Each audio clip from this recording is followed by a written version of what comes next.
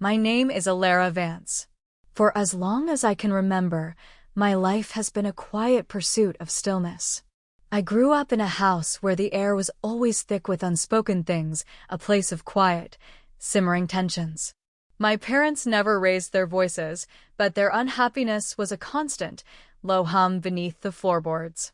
Love, in our home, was a duty performed, not a warmth shared. I yearned for the opposite, a family woven together with threads of genuine affection, a sanctuary of laughter and unconditional support. I suppose that's why I fell in love with Leo. I saw in him not a project, but a gentle soul adrift. He moved through the world with a kind of soft-footed uncertainty, his eyes wide with a boyish charm that I found disarming. He was a man who needed guidance, and I, having guided myself since childhood, felt uniquely equipped for the role. I believed I could be his anchor, and that in studying him, we could build the life I'd always dreamed of. My love for him was real, but it was entwined with this fragile, earnest hope of creating a family from scratch, one that would heal the quiet emptiness of my own past. In the first year of our marriage, living in our cozy bungalow in Portland's Selwood Moreland neighborhood, that hope felt beautifully within reach. Leo was attentive, his gestures of love small but sincere, a wildflower tucked into my car's visor, my favorite coffee waiting for me in the morning.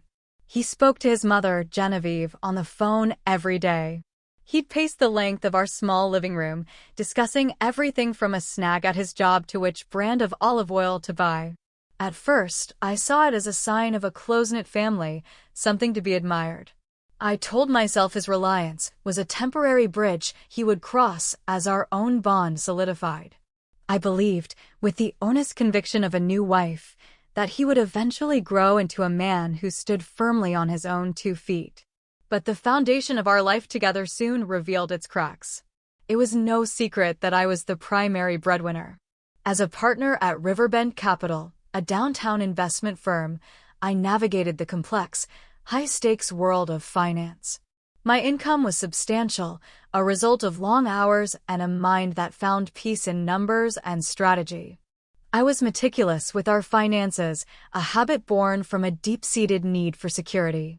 Leo, on the other hand, worked as a project manager at Cascade Solutions, a mid-tier tech company. His salary was respectable, enough for a comfortable life, but it seemed to evaporate as quickly as it arrived. He was a man of expensive passions. There were fly-fishing weekends on the Deschutes River that required hand-tied flies and top-of-the-line waders, photography excursions into the Columbia River Gorge with camera lenses that cost more than our first sofa, and a steady stream of the latest tech gadgets that would be enthusiastically unboxed and then forgotten within a few months. This disparity might have remained a private matter between us, but Leo's parents, Genevieve and Arthur, had other plans. Early on, their family gatherings were what I had hoped for, Sunday dinners with roasted chicken and shared stories. But with time, these events began to swell in both size and expense. A birthday became a catered affair. An anniversary warranted a private room at a trendy restaurant in the Pearl District. Holidays expanded to include a sprawling list of relatives, friends, and neighbors I barely knew. The tables at these events would be laden with artisanal cheeses, imported wines, and gourmet dishes I knew Leo and I couldn't afford on his salary alone. The unspoken assumption was that we could afford them on mine. Genevieve was a master of the gentle, coercive suggestion. With a perfectly timed, affectionate touch to my arm, she would say, "Oh, Alara, you're just so brilliant with these things. Leo gets so overwhelmed by planning." Or, with a dismissive wave of her hand, "Arthur and I are on a fixed income, you know. But you're such a clever, successful woman." Her compliments were like silken threads, weaving a net of obligation around me. Leo never protested. He'd simply nod, his silence a form of consent. "You make so much more, Alara," he'd say later if I even dared to hint at the cost. "It's not a big deal for you, is it?" He wasn't cruel. He was simply oblivious, conditioned to see my resources as a communal family fund. For a long time, I didn't push back. I wanted to be the daughter-in-law they adored, the wife who smoothed over every difficulty. I craved their approval, that feeling of belonging that had been so absent in my own childhood. I bought Genevieve a ludicrously expensive silk scarf for her birthday and a vintage watch for Arthur. I planned their parties, settled the checks without a word, and smiled through the mounting unease in my heart. These were investments, I told myself, in the currency of family harmony. But the withdrawals from my emotional and financial accounts grew more frequent and more costly. The unspoken expectation ballooned. There was the new composite deck for their backyard, the guided tour of Italy for their 39th anniversary, the top-of-the-line espresso machine for their kitchen. Each request was wrapped in the language of love and family need. You wouldn't want your father-in-law to have to do all that work himself, would you, dear? Genevieve would muse, discussing the deck. It's about making memories, Alara. That's what's truly important. My own life began to shrink. I watched my savings account, once a source of pride and security, steadily deplete. I put off replacing my aging car. I stopped buying new clothes for work, making do with what I had. Lunches with my own friends became a rarity I could no longer justify. A quiet resentment began to smolder within me. I was working 60-hour weeks, my days a blur of market analyses and client meetings, only to watch my hard-earned money fund a lifestyle of leisure for others. I felt like an actress playing a part one had never auditioned for. The benevolent provider. The role chafed, rubbing raw against the memory of my own mother's weary face at the end of a long day and the deep, abiding promise I'd made to myself to build a life of mutual respect and partnership. Instead, I found myself in a different kind of loveless contract, one where my value was measured in dollars and my sacrifices were rendered invisible. The breaking point arrived on a drizzly Tuesday afternoon. Genevieve called me, her voice a practiced symphony of woe. Alara, darling, my sciatica is just flaring up something terrible, she sighed. The doctor said what I really need is a proper wellness retreat. There's one in Cannon Beach, you know, with therapeutic massages and saltwater pools. But Arthur and I, on our pensions, well, you understand. A cold, sharp anger pierced through the fog of my compliance. I pictured the windswept coast, the luxurious spa, another bill silently charged to my name. I said nothing, just listened as she detailed the package she'd already picked out. That evening, I transferred the money, the click of the mouse feeling like a gavel striking down on my own life. This wasn't about money anymore. It was about my dignity. It was about the slow, systematic erosion of myself. I was being used, and my silent complicity was the key to my own cage. That night, I remembered something my grandmother once told me, her voice raspy but firm as she sat on her porch shelling peas. Ellie, my girl, she'd said, fixing me with her clear, knowing eyes, don't you ever let people mistake your back for a bridge. You're meant to walk your own path, not carry others across theirs. She was a woman carved from hardship and resilience, and in that moment, I felt a profound shame for having ignored her wisdom. As Genevieve and Arthur's 40th anniversary approached, I knew a change was coming. The grand celebration she was planning would not be another monument to my generosity. It would be the stage for my liberation. I was done being a bystander in my own story. I would end this, reclaim myself, even if it meant shattering the very family I had tried so hard to build. The days leading up to the party were a study in quiet resolve. I didn't want revenge. I wanted restitution, not of money, but of truth. I went through years of bank statements and credit card bills, the digital trail of my generosity. Every restaurant bill, every plane ticket, every invoice for a home repair or a lavish gift. I printed each one, the hum of the machine a steady rhythm accompanying my resolve. I organized them by date and category, placing them into a thick, portfolio-style folder. It was a heavy, tangible record of my invisible labor. On the evening of the anniversary, I drove to the restaurant, a place in the Pearl District called Aria, renowned for its soaring ceilings and exquisite Pacific Northwest cuisine. The air inside was warm and fragrant, with the scent of seared scallops, rosemary, and expensive perfume. Crystal glasses sparkled under the soft glow of modernist chandeliers, and a string quartet played Vivaldi in a corner. Genevieve was the radiant center of it all, holding court at the head of a long, beautifully set table. She wore a deep emerald gown, her smile as dazzling as the diamond necklace, a gift from me, 2 Christmases ago, that rested on her collarbone.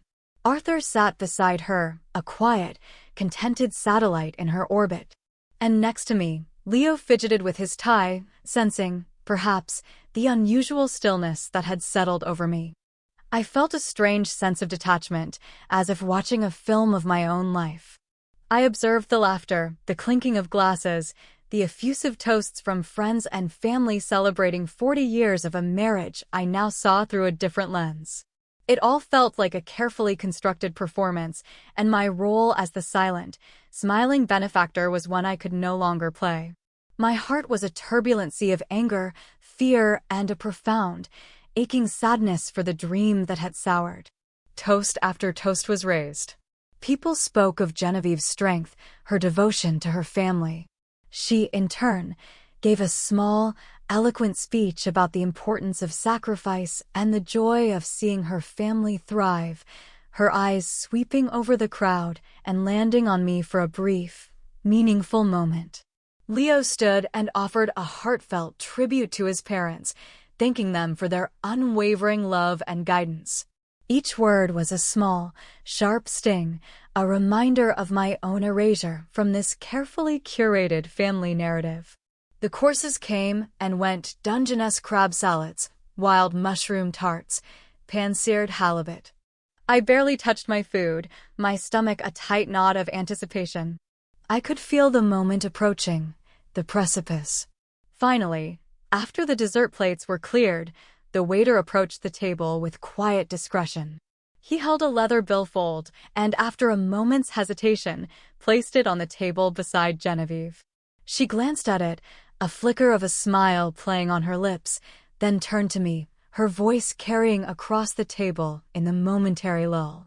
"Oh, Alara, darling," she said, the words a familiar, casual refrain. "It seems we left our wallets at home. You'll handle this, won't you?" The table fell quiet. Every head turned in my direction. They were all waiting for the familiar nod, for me to reach into my purse and produce the card that would make the problem disappear. It was a scene that had played out dozens of times before. But this time, I didn't move toward my purse. I met Genevieve's expectant gaze with a calm, steady look that held no trace of my old deference. Slowly, deliberately, I reached for the ornate gift box on the table where guests had placed envelopes for the anniversary couple. I opened it and began to count the cash inside, my voice clear and measured in the suddenly silent room. "Let's see," I said, laying the crisp bills on the tablecloth. 100, 200. It looks like there's about $3,000 here. The bill is 2,800. I pushed the money gently toward the center of the table. That should be more than enough to cover it. A wave of stunned confusion washed over the guests. Genevieve's smile froze, her eyes narrowing. Leo stared at me, his mouth slightly agape. Then, with the same unhurried grace, I reached into my bag and pulled out the thick folder. I placed it on the table with a soft, definitive thud. "And this," I said, my voice resonating with a strength I didn't know I possessed, "is a little something extra for me. For your anniversary." I opened the folder. The first page was a summary sheet, the rest a cascade of neatly organized receipts and statements.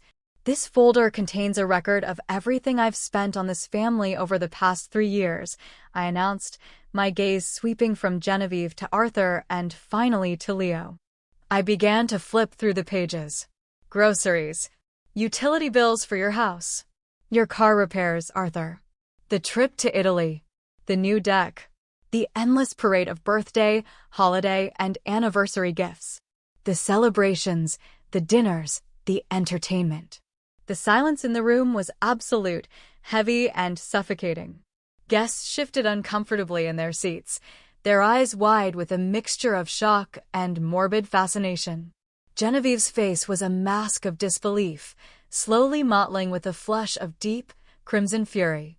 Arthur seemed to shrink into his chair, his eyes fixed on his water glass as if it held the secrets to the universe. My voice remained even, though my heart was hammering against my ribs. "The total comes to just over $72,000, I said, the number hanging in the air like a guillotine. $72,000 of my income, earned through my work, that I have gladly, or at least quietly, contributed. I did it because I wanted to be part of this family. But I've come to realize that I wasn't being treated as family. I was being treated as a resource." I paused, letting the weight of my words settle. "So, tonight, I'm giving you a final gift. The gift of independence. From this day forward, I will no longer be funding your lifestyle. I am tired of being your safety net, your unlimited credit line. I want to build a life for myself, with my own money on my own terms." Genevieve's face was now a thunderous storm of indignation. Arthur looked pale and ill. "And Leo?" Leo looked as if the floor had dissolved beneath him. He was blinking rapidly, trying to process a reality that had just shattered the comfortable world he'd always known. The silence finally broke. Leo shot to his feet, his chair scraping loudly against the floor. "Alara, what are you doing?" he whispered, his voice hoarse with shock and embarrassment. "Why are you saying all this, here?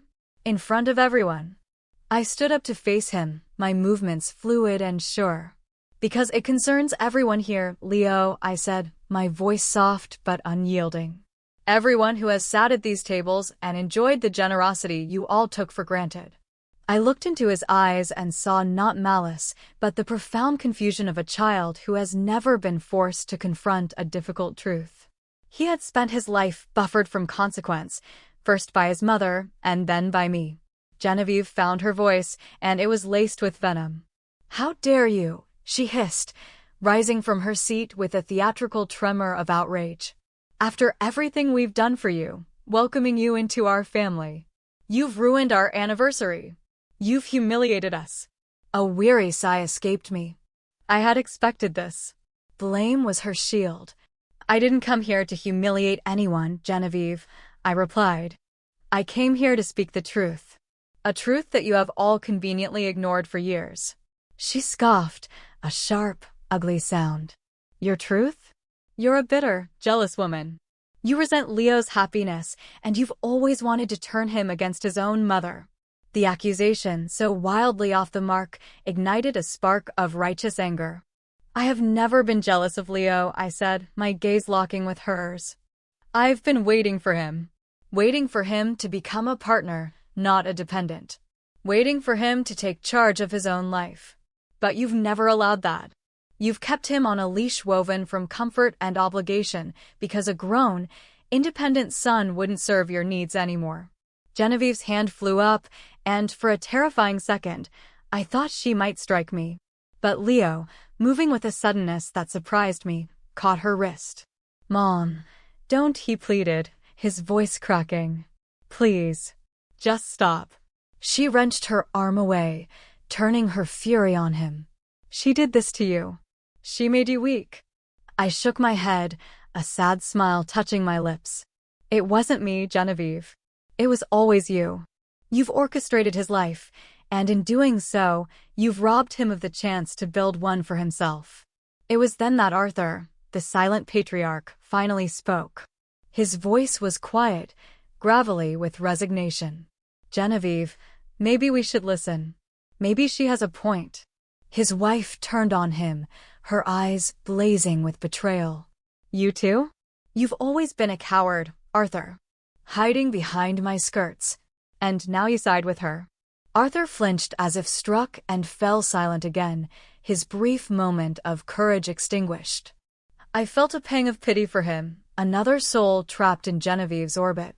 My gaze returned to Leo. He stood frozen between us, his head bowed, the conflict tearing him apart. He had to choose, and I knew, with a sudden, painful clarity, that he was not yet capable of choosing me, of choosing himself. "I am done paying for other people's lives," I said again, my voice now a quiet finality that sealed the evening's events. I looked around the room. The guests avoided my eyes, their faces a mixture of pity and discomfort. The festive atmosphere had curdled into a wake. Leo was speechless. He looked at me as if he were seeing a stranger, a woman who had emerged from the shell of the compliant wife he thought he knew. The illusion of me as his endlessly patient, endlessly providing partner had been irrevocably shattered. I felt simultaneously drained and profoundly light. I had carried this burden for so long, and now it was gone. I gave Leo one last look, a silent acknowledgement of the love that had once been and the man I had hoped he would become. There was a flicker of anguish in his eyes, a dawning horror, but it was too little, far too late. "I'm going home," I said softly. I didn't say which home. I didn't need to. I turned and walked toward the exit, my back straight, my steps even. I could hear the chaos erupting behind me, Genevieve's shrill accusations, Leo's faltering replies, the shocked murmurs of the guests. I didn't look back. I stepped out of the restaurant and into the cool, damp Portland air. A fine mist was falling, blurring the city lights into a soft watercolor painting. The world was moving on, the hum of traffic and the distant clang of a streetcar a rhythm of normalcy. But for me, everything had changed. This was not an ending. It was a beginning. The apartment I had bought before my marriage felt like a sanctuary. It was small, minimalist, and filled only with things that I had chosen, that brought me peace. Books overflowed from the shelves, and the walls were adorned with photographs I'd taken on my own solitary hikes. There was no trace of the opulent, suffocating aesthetic Genevieve favored. I sank onto my bed, the silence of the room a balm. Exhaustion washed over me, but my mind was vibrantly, painfully awake. I grieved not for the loss of my marriage, but for the loss of the dream of family it had represented. And in that grief, I found freedom. The next morning, with a clarity that felt like a sunrise after a long night, I called my lawyer and instructed her to file for divorce. I then emailed my boss and requested a 2-week leave of absence. I needed time. Not time to reconsider, but time to heal, to recalibrate my own life's compass. In the weeks that followed, I began the quiet work of rebuilding. I closed the joint accounts, untangling my finances from theirs with the same methodical precision I'd used to compile the folder. I started swimming laps at the community pool, the rhythmic strokes a moving meditation, the water washing away the residue of the past. I enrolled in a pottery class, finding a deep, grounding satisfaction in shaping a lump of clay into something beautiful and whole with my own 2 hands. I reconnected with old friends, and their easy laughter was a reminder of the woman I had been before I'd sublimated myself for the sake of a fragile peace. There were moments of doubt, of course. Late at night, the ghost of Leo would visit, the gentle way he'd held my hand, the shared hope in his eyes on our wedding day. Could I have tried harder? Could I have changed him? But then the memories of the constant, draining expectations would surface, and I knew I had made the only choice I could. You cannot build a partnership on an uneven foundation. Several weeks later, my phone buzzed with a call from a number I recognized as his. I let it ring once, twice, my thumb hovering over the screen. Then, I answered. "Alara," he said. His voice was different, quieter, stripped of its usual breezy confidence. It was heavy with a remorse that sounded genuine. I am so sorry." I listened, my own heart a complicated knot of emotions. "I was a fool," he went on, his voice thick. "A blind, selfish fool. I let my mother run my life, and I let her run ours. I never saw what you were carrying. I never truly saw you. And I'm sorry. More than I can ever say." A single tear traced a path down my cheek. For a fleeting moment, a foolish, tender part of me wanted to believe this was the start of a new chapter for us. But the woman who had walked out of that restaurant knew better. "I appreciate you saying that, Leo," I said, my voice gentle but firm. "But we want different things from life. We always have. I wish you nothing but the best." I ended the call and let the tears come, not for the man I had lost, but for the beautiful, impossible dream of a family I had finally let go. Through the tears, however, my future looked clear. I was strong, I was whole, and I was free. Genevieve, I heard through the grapevine, never forgave me for the loss of her financial and emotional control. She attempted to rally Leo to win me back, but for the first time, he began to see the strings she had always used to manipulate him. He eventually took a new job in a different city, moved into a small apartment he could afford on his own, and began seeing a therapist. He was starting the long, difficult work of becoming his own man. He sometimes thought of me, I'm sure, with a deep and abiding regret for the woman he hadn't known how to love. Arthur remained in his wife's shadow, but a friend who ran into him once said he seemed quieter, and perhaps a little lighter, as if a burden he hadn't realized he was carrying had been lifted. And me? I thrived. I poured my energy back into my work and my life. I traveled, not to Italy for someone else's anniversary, but to the wild coast of Patagonia, just for myself. I bought a small house with a garden where I spend my weekends with my hands in the soil, coaxing life from the earth. My heart remains open, but it is wiser now. I know that true love is not about what you can provide for someone, but about two whole people choosing to walk their own paths, side by side. And if my path should ever cross Leo's again, it will be as two different people, a new story waiting to be written, this time on my own terms.